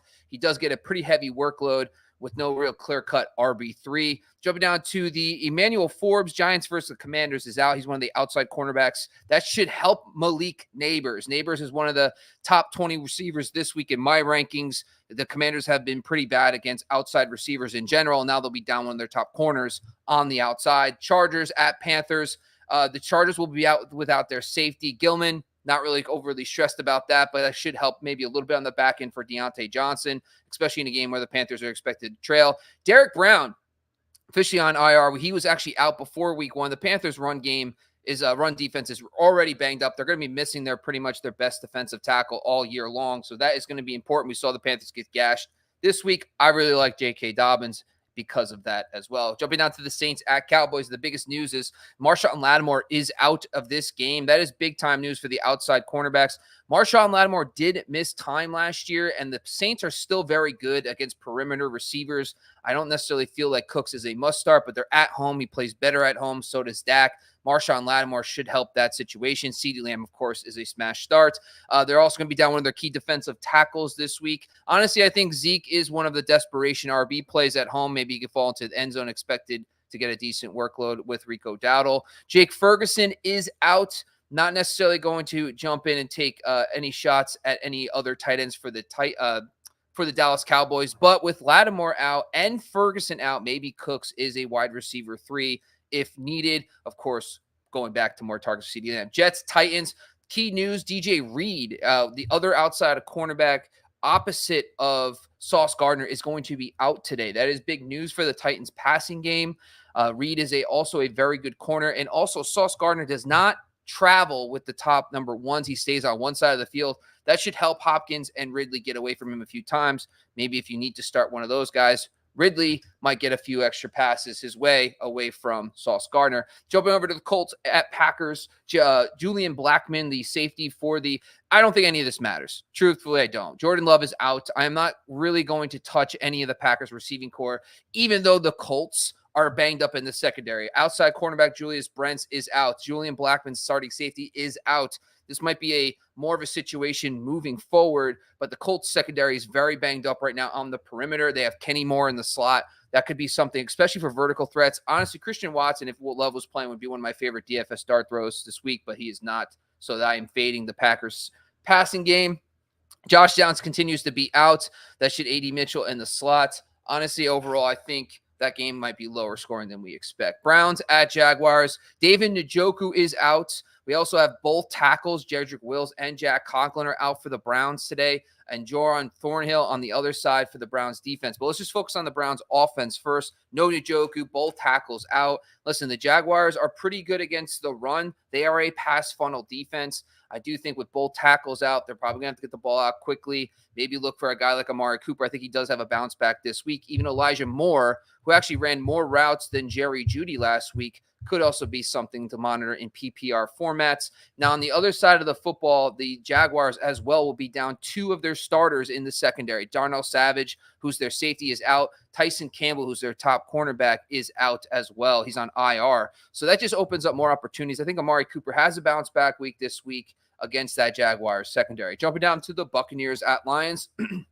Starting safety, Antoine Winfield is out. That should help things like help Jamison Williams in the vertical passing game, especially with one of their starters out in the back end. We also have Luke, their right tackle for the Buccaneers, is out today as well. Don't necessarily think that's a major issue. I think that this is going to be a fun game, so I'm not overly concerned about just one player being out because Marcus Davenport, the defensive end, is out. So let's call that a wash. But I do think that you get a little extra bump because one of the key secondary players for the Bucs is out in this game. Jumping on the Raiders at Ravens, with one of the outside cornerbacks, Nate Wiggins, is out today. I actually do like, by the way, Jacoby Myers in this new offense under Luke Getsy has moved as back to the slot receiver, similar to kind of role he played with the Patriots, playing more in the slot. The Ravens have a very good slot corner, but with one of their key guys on the perimeter out, I think Devontae Adams has a decent game, especially with the Ravens, especially to dominate at home. I think the Raiders will have to throw a bunch to keep up, so I think Devontae Adams should be fine in this matchup, maybe even in DFS. Bengals at Chiefs. We don't have the official injury report yet, but T. Higgins and Tanner Hudson are both doubtful. Honestly, one of my favorite starts of the week is Mike Gesicki. Last week, he caught a touchdown that got called back. I think we would think of him completely differently if he had that touchdown catch on his resume right now. But Tanner Hudson split about 1/3 of the routes last week with him. Now with just Gesicki, he could get more routes. No Higgins, maybe a couple targets go his way. And by the way, the Chiefs allowed the most fantasy points to tight ends last week. So call my shot. Mike Gesicki, top 12 tight end this week. Marquise Brown is officially on IR, expected to miss the entire regular season. If you have an IR spot, honestly, you can think about holding him for now. But if you do not in your leagues, you can drop him. I think Xavier Worthy, of course, is going to get a huge bump because of this, basically a full-time player behind Rashid Rice, who could be a league winner this year. Another interesting wrinkle here on the Rams-Cardinals game. Davis Allen, the tight end for the Rams, is out. I think Colby Parks has already emerged as the number one since Tyler Higbee is out, but Davis Allen being out should get him more opportunities against the Cardinals this week, who did a really good job against Dalton Kincaid, but maybe Kincaid's not any good after the first 2 weeks. But Colby Parkinson's also on a streamer radar, top 15 tight end option this week with no Davis Allen as well. Puka Nacua, 2 offensive tackles are also out for the Rams. The Rams offensive line extremely banged up. We saw them kind of get the ball out of their hands pretty quickly last week in their game, and I expect Cooper Kupp to be peppered with targets in this one. But you also got Tyler Johnson and Demarcus Robinson. Tyler Johnson took over the Puka Nacua role last week, actually played pretty well. Demarcus Robinson is more of the vertical threat. So maybe with the banged up offensive line, I lead Tyler Johnson over Demarcus Robinson. Jonah Williams, right tackle, fresh. Of course, he's on IR. A guy always served from Cincinnati. Don't think that's a major impact here. Jumping down to Steelers, Broncos. Steelers will be down one of their offensive linemen. It looks like Russell Wilson is questionable, but he probably won't play. It's going to be Justin Fields. I think Justin Fields offers a safe floor. I don't mind him in this matchup. You got to remember, I think this is going to be a defensive-minded game, though. We saw Bo Nix last week. Rookie struggled a little bit, but I think that this game will be lower scoring. I'm not overly excited, especially because the Broncos take away top options on the outside. I'm not expecting a big game from George Pickens as well. So I honestly would stick to the ground game with Najee Harris and Javonte Williams in this matchup. Just a quick nugget here. Audric estimated the third running back for the Broncos is now on IR. That should be very helpful for the 2 running backs now. They're not going to be dealing with a third. Obviously, P. Ryan is gone now with the Chiefs, so the snaps are going to be really funneled to McLaughlin and Williams. So that's something to monitor. I think that's very good for their floors with no estimate for a few weeks. Vele, who's the rookie wide receiver that took over the slot last week, had 8 receptions, is out in this game. You know, I'm not overly excited for any of the pass catchers, but I think that should help Cortland Sutton a little bit. But we did see in week 1 that the Steelers took out the Falcons' perimeter receivers. London, also Mooney as well, did not play well in that game. So honestly, I'm not really excited about the Steelers or Broncos passing game. Jumping down to the Bears and Texans, we did get some news that Rome Odunze should be in this week. Keenan Allen still limited, questionable for Sunday Night Football. I think it sounds like they both will be in. Honestly, on the road, I might take a wait-and-see approach and pivot if I can. Those guys, obviously, a lot of target competition in a game against the Texans. Just want to put in here, I can't even say this guy's last name. The reason why I have him in here, though, this is the pass-blocking running back for the Bears. He's a fullback right now. He's out. He played a lot of snaps last week because he pass protects. This could open things up a little bit. Maybe Roshan Johnson is active this week. I'm not sure. But I think that's notable for DeAndre Swift, who is also second on the team in pass pro. So I think that there's something for DeAndre Swift, could give him a little bump there as well. Jumping down to the Falcons at Lions. Monday Night Football. One of the better middle linebackers for the Falcons is questionable. We don't have any official word yet on him. A.J. Brown is also questionable. Please, if you have A.J. Brown and you're able to pick up Darnell Mooney, that's probably our recommended format here. Waiting on Brown. If you have Mooney to pivot is great. If you do not have that option, you need to plan accordingly. You might unfortunately need to sit A.J. Brown if you don't have an option there as well. Let's bring the rest of that's all pretty much we got here for you folks, guys. We're going to bring in the rest of the team right now. I also want to talk quickly about kickers because I love kickers so much. But let me bring in the team after the injury report. Guys, welcome back. Hope you guys enjoyed. And by the way, we have a new face, Dave Cruz, back on the show. Dave, by the way, had such a good time last week. He said, you know what, I'm coming back. And he said, we're glad to have you, buddy. Yeah, I had to beg, but you finally let me back in the room. It's true. It was a good beg. I like the begging. I was like, I like this. This is good stuff. And I don't know if you heard the news, but Evan Ingram just got ruled out for today. No. He strained a hamstring in practice, so he's not playing. So if anybody has Evan Ingram, get him out of your lineups. Get somebody else in there. I just popped in Jordan Akins. Jordan Akins. Yep. Yeah, I would say if you have Ingram and need someone to pivot, Mike Gesicki's probably my streamer tight end of the week. I really like him, so if you got a shot. But also Jordan Akins, not a bad spot either with no David Njoku, so not a bad idea. Yeah, I just had to pick up Schoonmaker and a quick ad. Yeah, okay. Kate Otten's another name that I'd throw out there, as a replacement. I think I'm starting all my pass catchers against the Lions. All right, so Matt, back to you. Matt, you're going to run the show here really quick. We're starting with Epic Fail, going down from there. I'm going to toss it to you, Ben. All right, so I'm going to let Derek go to our league in Texas and figure out a tight end to pick up since Evan Ingram is out, which my football love is shrinking by the minute. This is why we love football. Am I correct? I'm correct. Well, there's never injuries. Right. Say that again, Dave. I said there's never injuries, so this is kind of like a rare occurrence. Yeah, and it's probably too soon to put TJ Hawkinson in our lineup. So there we are with no other options. You could, but you might as well keep Evan Ingram in there. Yeah, we're gonna drop probably Xavier Legette and grab a tight end. Derek is looking at that now. Epic fail. Favorite VST streams this week besides the Chargers? Bob, you're our defense and kicker guru. I am going to bail because Derek and I made the move of dropping Buffalo and picking up the Chargers. So 18 points in the bank. No, we do not have that. We have 0 points in the bank. And we got to hope the Chargers do what they can against and this is a good time to interject that it's process, not result, not looking back at the results. The process going into that game, it made sense to stream the Chargers before before that game. We kicking ourselves obviously after the fact, but process, keep to your process, and if your process, sometimes it's not going to work, but stick with your process, and more times out of not, you're going to be happy with it. Yeah, I don't think you're going to lose because you started the Chargers defense this week. I think you're okay. Kind of answering this question here. I do want to just quickly say, like, it depends. Obviously, I want to try to find some deeper names. For example, like Seattle and New England, I like both those kind of defenses. Obviously the Patriots defense was solid. We talked about this a bunch last week against Cincinnati on the road. They played very well. And honestly, I think at home playing against Seattle, I wouldn't even mind playing them again if you have the option of picking up the Patriots. I can't imagine a lot of people went and got them anyway.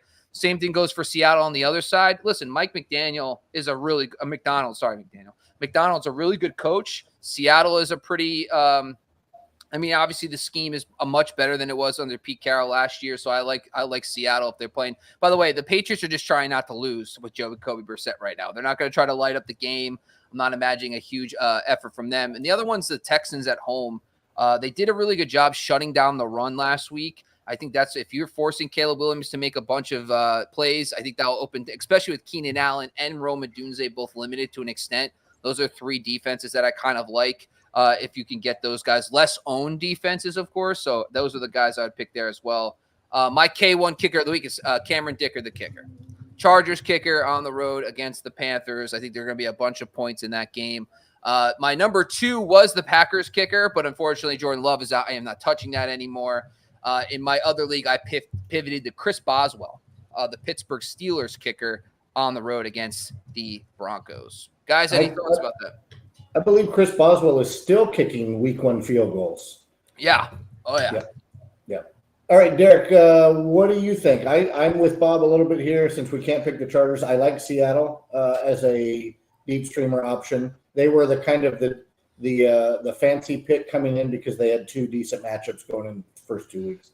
So I was zeroing in on the Patriots as well. If the Patriots are out there, Seattle coming across country, that New England defense is not all that bad. To be honest with you, I wouldn't mind taking a streamer on the Patriots as well. All right, Dave, what do you think? Well, for me, I'll take if I'm going to take a safe floor defense, I think that's likely to be on the waiver wire.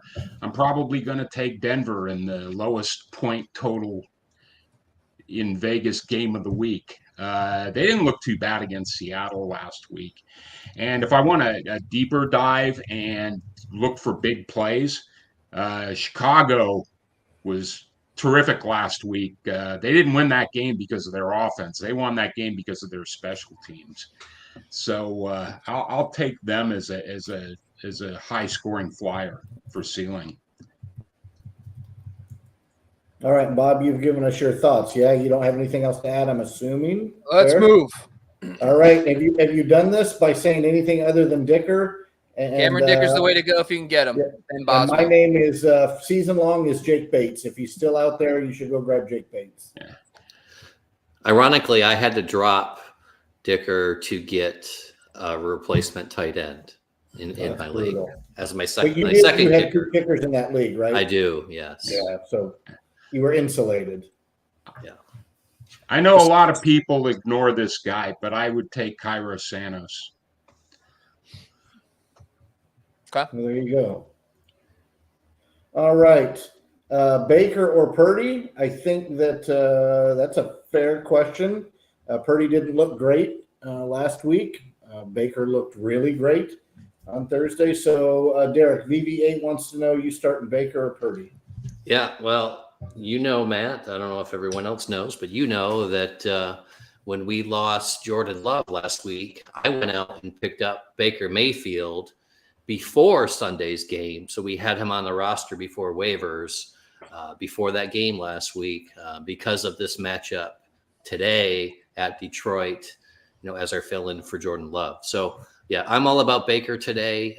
He's got the two, he's got the better matchup to me, although I don't dislike Purdy's matchup by any means, but I like Baker in Detroit for three touchdowns. And if there's a 2+ prop for Baker, I'm probably going to slam it. Yeah, 2+ and about 225 is a good parlay for that. I'm with you there. What do you think, Dave? Yeah, in the places I had Jordan Love, Baker was an easy pickup for me, and I'm probably going to ride him until Love gets back. As far as Purdy goes, they lost in Minnesota last year, and that was not one of Purdy's greatest games. I'm not saying it's the same situation, but with them missing McCaffrey, and honestly, I thought the Vikings defense looked pretty good against the Giants last week. I know a lot of defenses are going to look good against the Giants, but they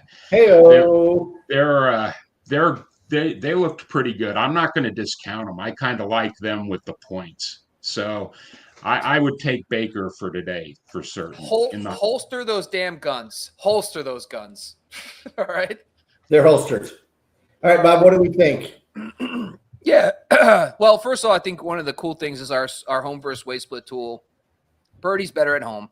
He's on the road. Vikings last year, he didn't play well. Baker, by the way, is actually neutral. He's actually just as good on the road as he is at home in the dome. I love this matchup for Baker as well. So, I mean, he played well in the playoff game on the road in a much bigger spot. He actually played pretty well against the Lions. So I'm going to go Baker Mayfield.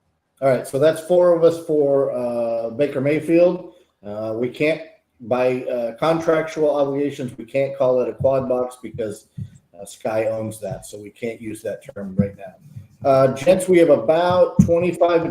Bob, don't get me in trouble here. No hot water. I'm already a little bit. The SEC is looking at me right. Or no, is it the FCC? FCC is looking at me right now. They're looking to silence me. We've got about 25 minutes left, so we're going to. Are you good, fellas, with shortening the answers and going with names only for a while so we can get through everybody? Sure.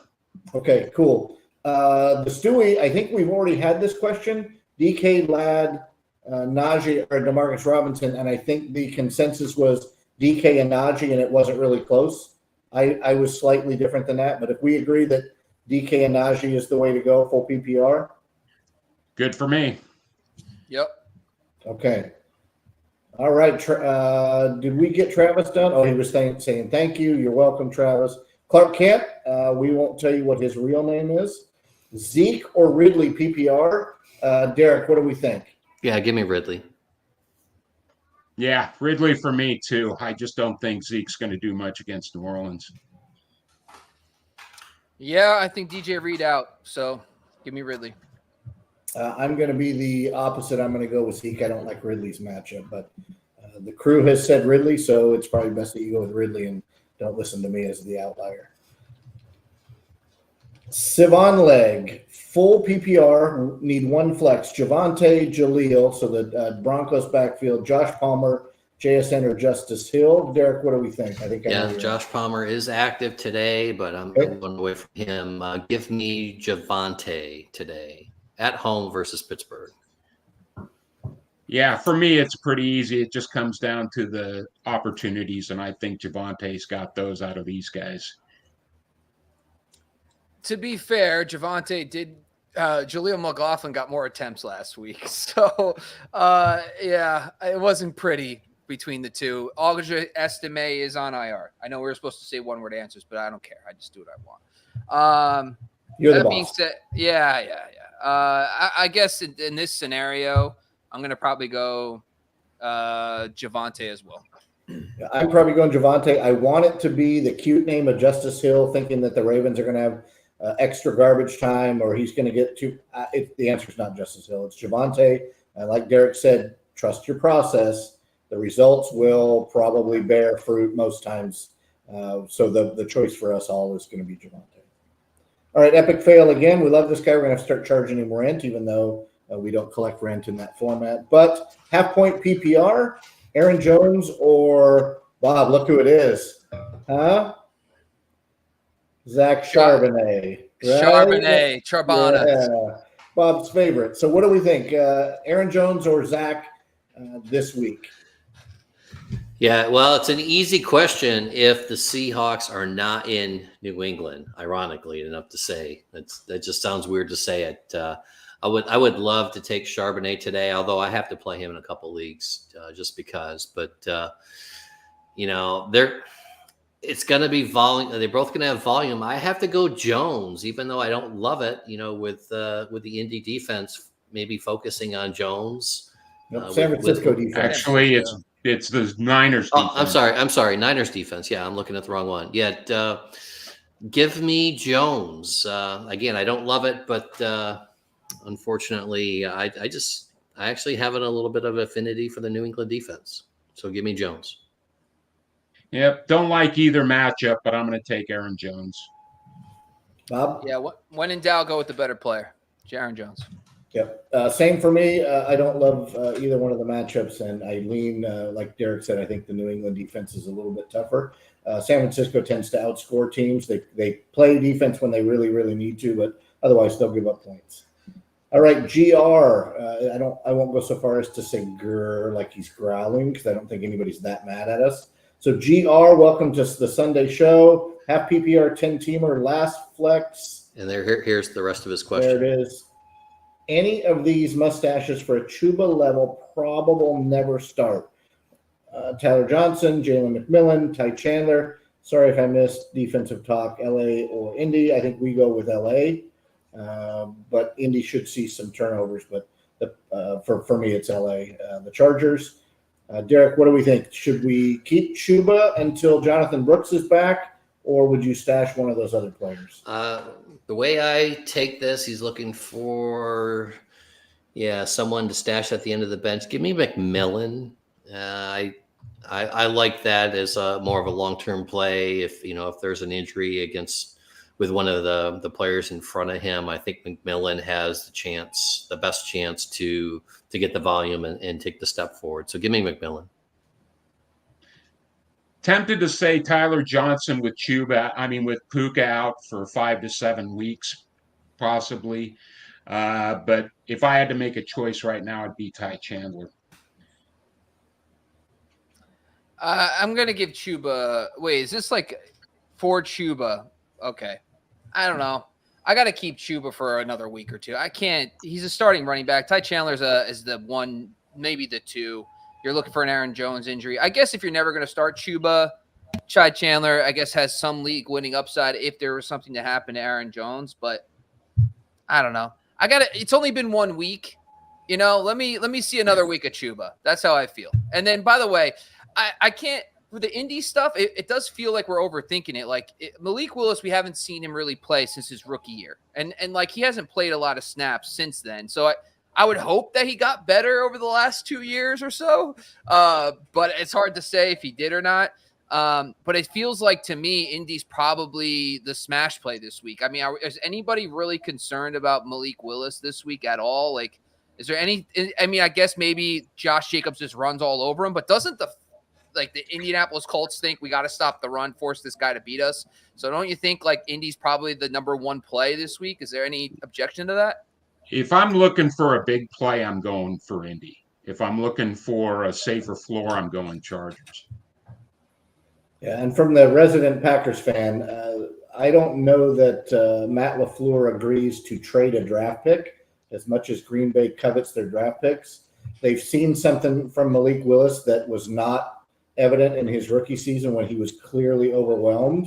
So am I all in? Absolutely not. Do I hope that he's able to split while Jordan Love is out? I'll happily take a split.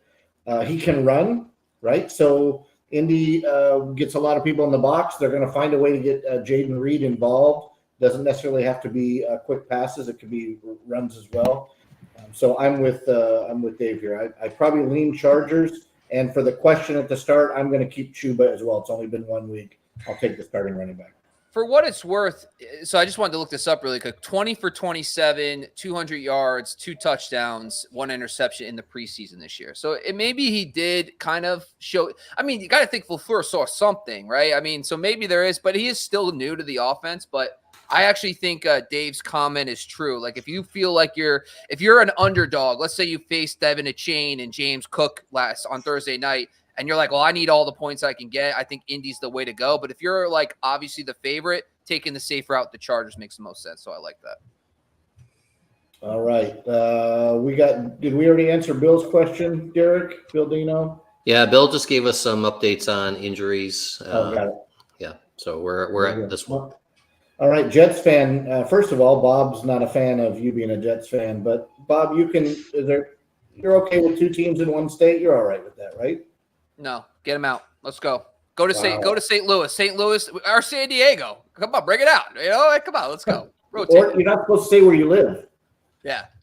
All right, Jets fan, CMC owner, we're sorry for that, who didn't handcuff. Would you trade CMC, Garrett Wilson, and Alexander Madison for Jahmyr Gibbs, Matthew Stafford, and Devonta Smith? Ooh, Derek, what do you think? Yeah, well, and let me just pop this up real quick. He's got Caleb Williams or Bo Nix here. We're going to assume they're together because, not knowing his quarterback situation, that has a play here. But, honestly, yes, I'm making this move. If I can get Gibbs, Stafford, and Smith for essentially Garrett Wilson, yes, I'm making this trade. Dave, what do you think? I don't understand if you don't have a handcuff for CMC, why you would trade another running back. To me, you already have a handcuff for CMC. I'm not super scared of playing Madison, especially today in a game where the Raiders are probably going to have to lean on the passing game.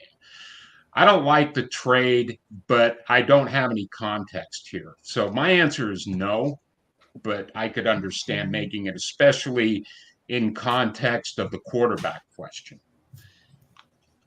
So I think here's the question. So he's the CMC owner. He didn't get Madison, so he doesn't have a backup running back. So he's asking, should I trade CMC to get Gibbs back? And now I have Gibbs because I'm low on RB help right now. So I think what he's trying to figure out is I didn't have Mason.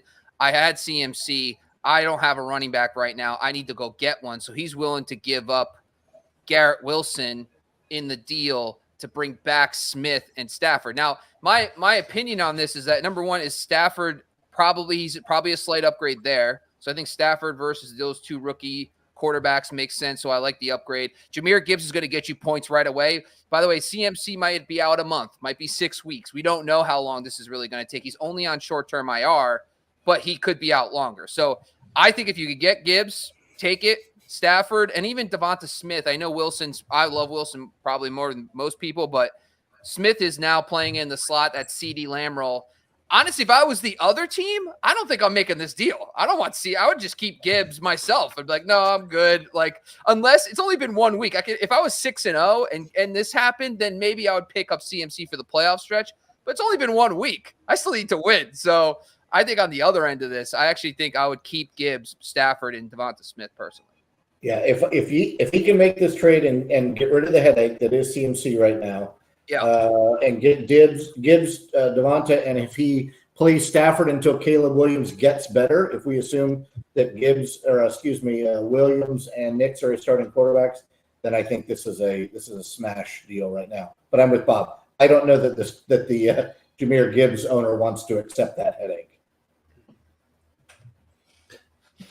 All right, we've got to go rapid fire here. We've got a bunch of questions here to get to. So, all right, there's Billiam Jones. Who?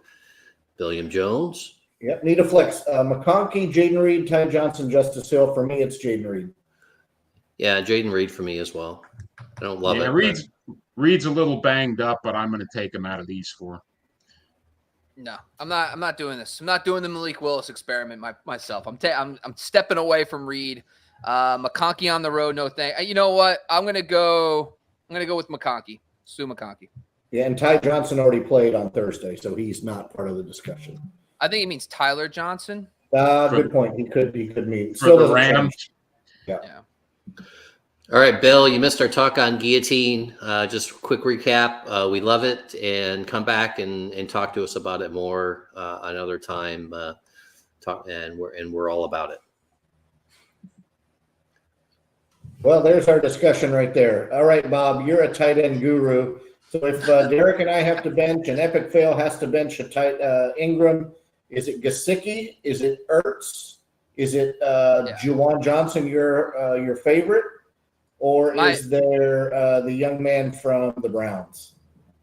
Yeah, I mean, I don't mind the Jordan Akins call for deeper formats, but Gesicki's the guy I'm targeting. I think game flow wise, the Chiefs are going to put up their points. I think that with that, by the way, Tanner Hudson is doubtful, the other tight end that got routes last week, and also T. Higgins is doubtful in this game. I think, by the way, Gesicki would have a different viewpoint if that touchdown counted. He was in, they called it back, whatever. I just think that if he scored that touchdown, we probably would have had more people picking him up in general. Now he's probably going to get more work this week because of the injuries to Tanner Hudson as well on top of Higgins. So I like Gesicki in this matchup too. So they allowed the most fantasy points to Baltimore. We saw Isaiah Likely dominate them last week. So I think there's something there. Give me Gesicki if you're looking for a sleeper tight end. Any love for Theo Johnson? No, I got to see it first.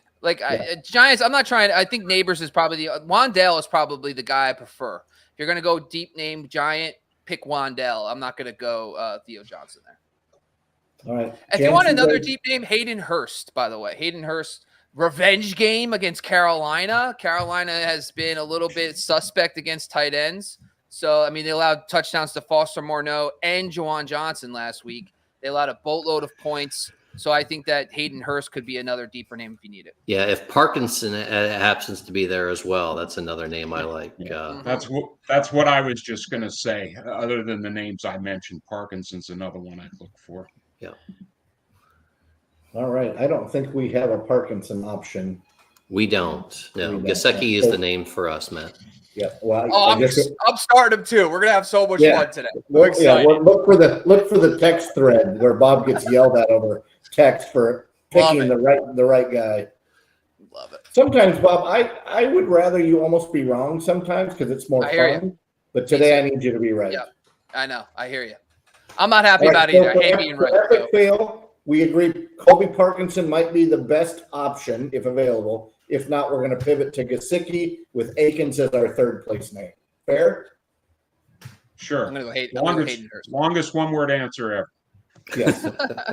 All right, Dave, I don't need that from you. I get it enough from the other guys. But I will accept it. It's our first official show together.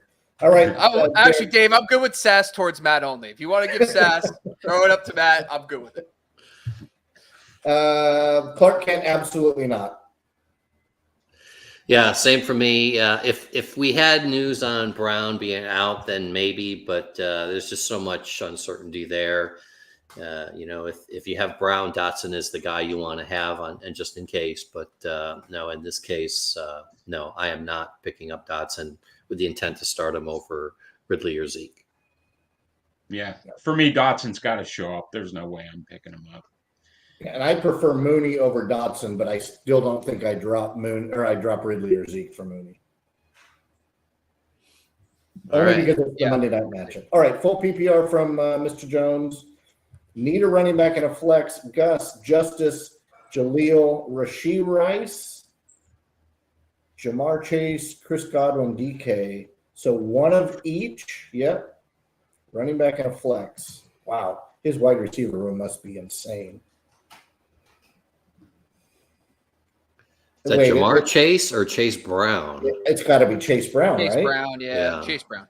Yeah, I'm going to go Chase Brown. Okay, so for receiver, I'm going to go back to full PPR. I'm going to go to Godwin for me, and I'm probably going to play Gus. If that's Rashee Rice, Rashee Rice has got to play. If that's Rashee Rice, so give me Rashee Rice, and of the running backs, I'm going with Gus as well. Yep, Gus for me, and I'm going with Godwin. Gus and Rice. Yeah, and remember, guys, I wrote the Godwin must start. I'm all in, so everybody temper their expectations. I'm normally wrong. I'm not normally wrong, but I'm all in on Godwin, so I'm going to answer Godwin if he shows up on the question. Official Savage ruins the day. Evan Ingram and AJ Brown are out, so there's our info on AJ Brown being ruled out for Monday. N Savvy, Amon and Goff stack, which is gorgeous. Flex 1 PPR Ford, Brian Thomas Jr., or roll out the triple stack with JMO. Derek, you and I are probably going forward here. Is that correct? I'm going forward, yes. Yep. I'm not going to do as much as I love that game and that offense, I'm not doing a triple stack in fantasy. I would do it in DFS, but not fantasy. Give me Ford. Yep. So that's 2 for Ford. Dave, down to you. Ford for me. Robert? Ford, BTJ, JMO. Ford. All right, 4 for Ford.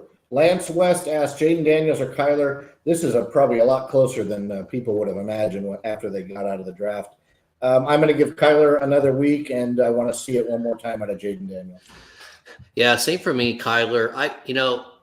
The Commanders coaching staff should get the red flag and the yellow flag and the green flag and the purple flag this week for letting him run as much as he did. Late in that game, the game was out of hand, and he's running in, for the touchdown. That is just stupid. And I'm here to say it. Jaden Daniels is going to get his head chopped off. They saw what happened to Tua. I think that they've got to dial him back in. They can't let him run like he did last week, especially when the game doesn't matter. So give me Kyler here. Yep. Had to make sure Mike Shanahan wasn't on the sideline for Washington last week. I'm going to take Kyler here as well. I just don't think the Commanders-Giants game is going to be high scoring. Yeah, I think a lot of that Daniels stuff came in garbage time last week too, and the Giants are not going to be putting up crazy points today. So I'm going to go Kyler. He actually played pretty well last year in his lone start against the Rams, so I think he's going to have a decent day, a good game in Arizona. Yeah, you can almost guarantee that's going to be a higher scoring game than the Giants and Commanders. So err on the side of points. Zar Vaughn, London or Ayuk? Derek, I'll let you go first here. Well, London facing the Philly defense. Give me London. Yeah, I saw a lot of bad things. I saw a reel of Kirk Cousins dropbacks last week, and he is picking up his back foot on nearly every throw. Until he gets rid of that hitch, I'm not trusting anybody on Atlanta. Give me Ayuk here. I want to say London so bad. I'm going to go London. Screw it. Let's do it. Yep. Let it ride. London for me as well. All right, here's another tight end question.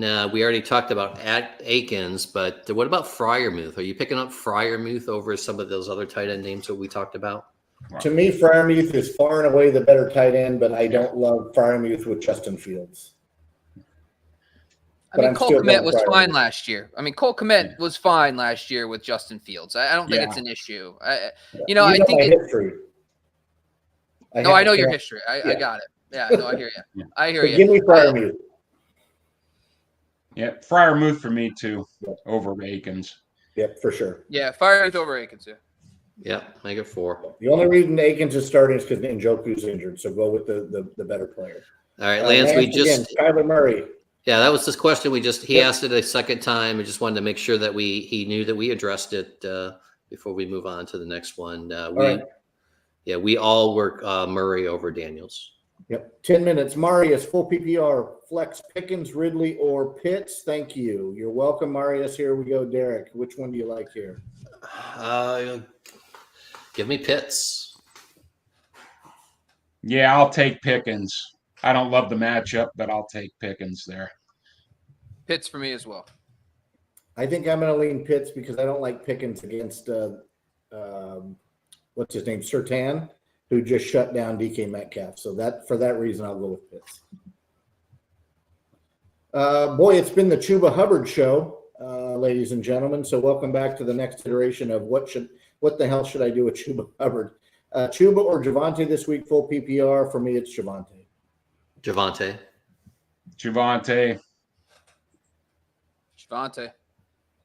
All right. Abraham Pena, Lockett or Ridley at the flex. Also Kittle or Goddard. A.J. Brown is out, which we just found out as well. Lockett looked really good in week one. He's fully healthy, but it's against New England. He'll be the 2 or the 2A in that offense today. Ridley against the Browns, I believe. I don't like that at all, but he's the better receiver.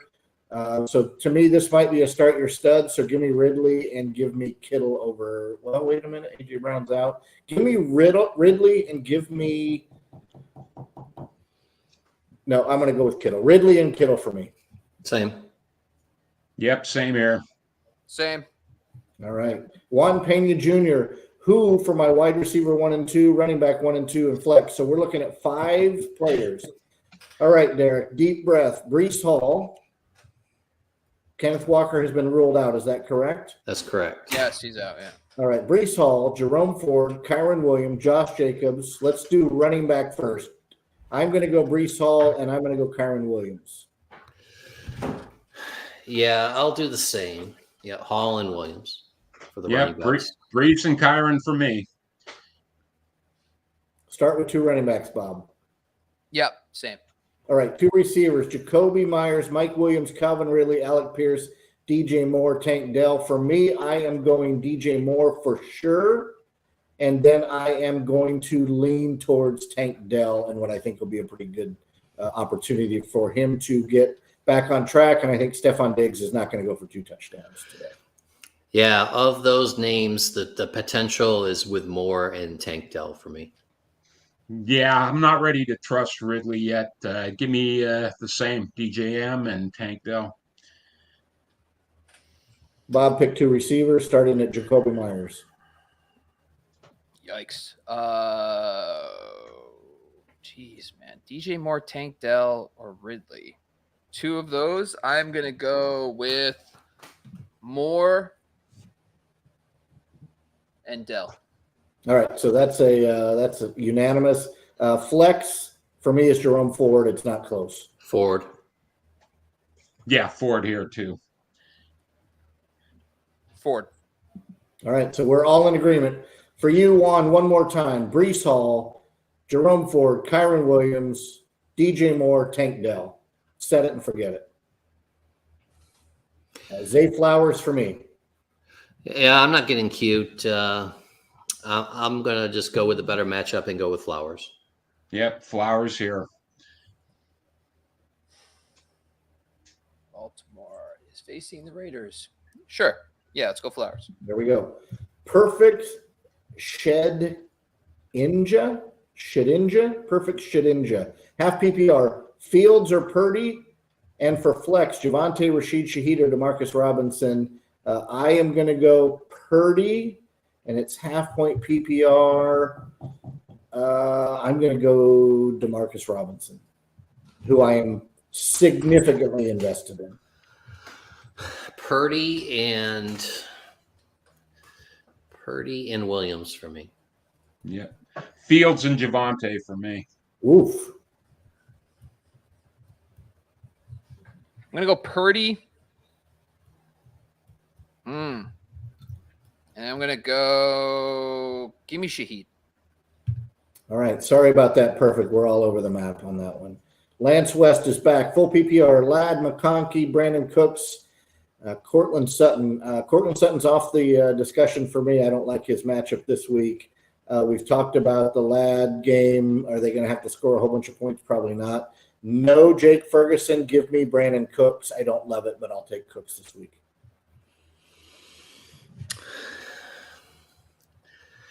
Yeah, give me Cooks as well, but I'm actually I wouldn't mind go with Sutton, but I like Cooks a little better. Yep, Cooks for me too. Most weeks I would like the other 2 guys better, but it's not a good week for the other 2 guys. Yeah, I'm going to go Cooks. Dallas is at home. No Marshawn Lattimore. All right, we love you, Billiam Jones. Too bad Sky wasn't here to see you today, but Moving on to GR, half point PPR, Maserati Marv, Tank Dell, Jaden Reed, or Charbonnet. Half point PPR, I kind of like Charbonnet, but I'm going to go with Jaden Reed again. Half point, yeah, we're not really sure what we're going to get yet out of Harrison. Same with Tank. Is he going to get the targets? Is he not? Same with in Green Bay. So it's not a great matchup, but workload. Give me Charbonnet. Yep, Charbonnet for me too. Same. Yep, my read was a homer pick, but so it's actually the answer, Charbonnet. Abraham Pena again. Would you drop McLaughlin for Lake Corum? I'm the Kyron owner, but I also do have Javonte. I don't know that you need to drop anybody right now. McLaughlin had what? Didn't we say he had more snap count or more touches than Javonte? So my answer is no. Hold McLaughlin for now. Yeah. Yeah, although I was in a league where someone panic dropped Corum and I snatched him up, and I'm very happy about that, taking advantage of that mistake. You know, you look in, I mean, it's a similar question, but which offense is better?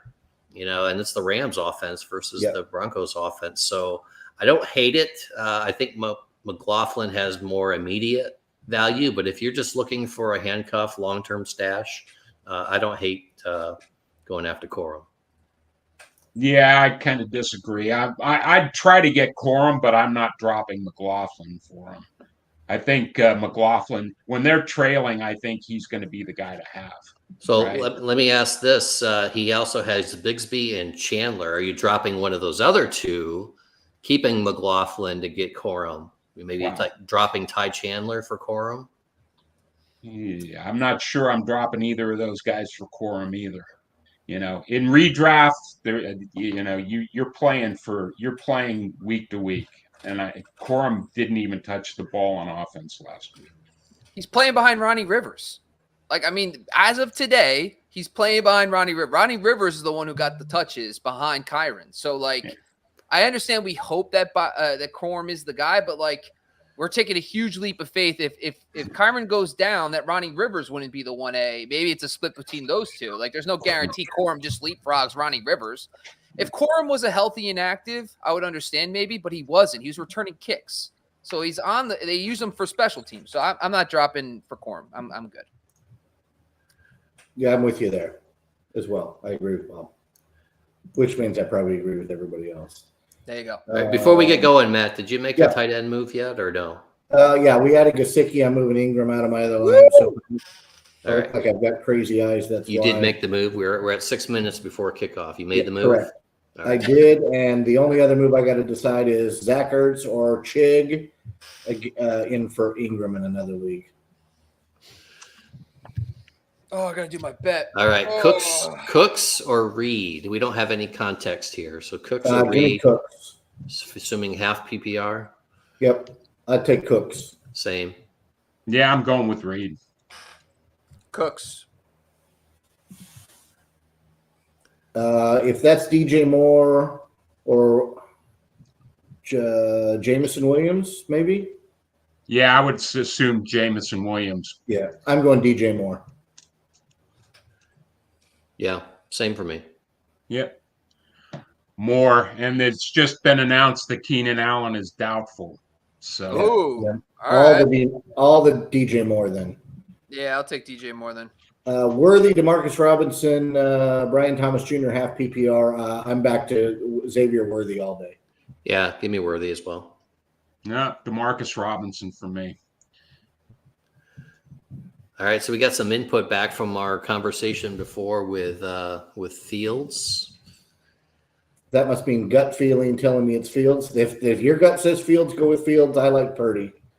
Not super confident in the Denver D. Well, yeah, I'm more confident in the Pittsburgh D getting to Bo Nix than I am the Denver D. So, yeah, I'm sticking with Purdy. But if your gut says Fields, it's your team, not mine. So, and just a reminder, this was this question here. Fields over Purdy, and then Javonte, Shaheed, or Robinson. Yeah, no, I'm still going with Demarcus Robinson. All right, and with that, and with you, Amari, see you all next week. We are done. We got 4 minutes to kick off. Bobby, you going to take us out? Bob, hit the music. No, I'm not. All right. Well, make sure if you join us, the Razzball Fantasy YouTube channel, and make sure you subscribe, give us a follow. Hey, Derek, take that off the screen, by the way, because I need to get us out of here. But I appreciate all everyone being on. By the way, 6 people today. That was a pretty good rotation. Dave Cruz, Derek, Matt, thank you for hosting a little bit here. Sky Gawasco and Ben at 2 a.m. was here helping us out on the Sunday Live Show. Make sure you don't forget to become a subscriber on the go to razzball.com. Make sure you jump over to TikTok and IG. We got a bunch of content everywhere across the board. And follow us on Twitter. We got constant updates breaking down every article as well. But thank you for joining once again, folks. We are out.